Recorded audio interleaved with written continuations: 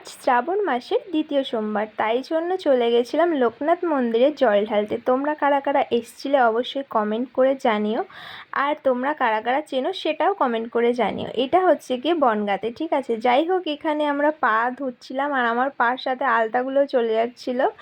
তারপরে এখানে পা ধুয়ে আমরা মন্দিরে প্রবেশ করেছি, আর এখানে দেখতেই পাচ্ছ কত সুন্দর লাগছে, আর ঠাকুরের পাশ থেকে কত সুন্দর ফুল গাছ লাগিয়েছে। এটা হয়তো টাইম ফুল গাছ, তোমরা যদি কেউ এই ফুলটা চিনে থাকো অবশ্যই কমেন্ট করে জানিও। এখানে আমি তারপরে মন্দিরের ভেতরে ঢুকে গেলাম। তারপরে এখানে ফার্স্টে আগে এসে আমি লোকনাথ মন্দিরে নমস্কার করে দিলাম। আর এখানে যেই লোকনাথ মন্দিরে জল ঢালা হয় তখন তো এত ভিড় থাকে, ঢোকাই যায় না। আর এখন তো ফাঁকাই আছে, দেখতে পাচ্ছি আজকে অনেকটাই ফাঁকা। আর আমরা একটু বেলা করে এসেছিলাম, 10টা-11টার দিকে, তাই জন্য হয়তো ফাঁকা আছে। তারপরে এখানে আমি জল ঢালতে চলে আসলাম। এখানে ফুল, বেলপাতা কী সব দিচ্ছিলাম, আমি জানি না, সব ভুলে গেছি।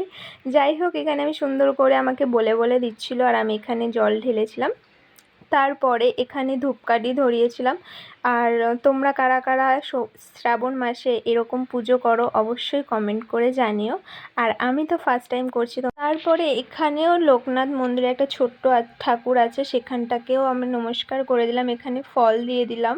তারপরে এখানে চলে আসলাম। এখানে অঞ্জলি হচ্ছে, এখন অঞ্জলি দেওয়া হবে, তাই জন্য সবাই এখানে বসেছিল, আর এখানে আমি দাঁড়িয়ে দাঁড়িয়ে ভিডিও করছিলাম। যাই হোক, এখানে পুজো কমপ্লিট করে প্রসাদ খেয়ে আমি চলে আসলাম বাড়িতে। বাবাই, ভিডিও ভালো লাগলে লাইক, কমেন্ট, শেয়ার, সাবস্ক্রাইব করে দিও।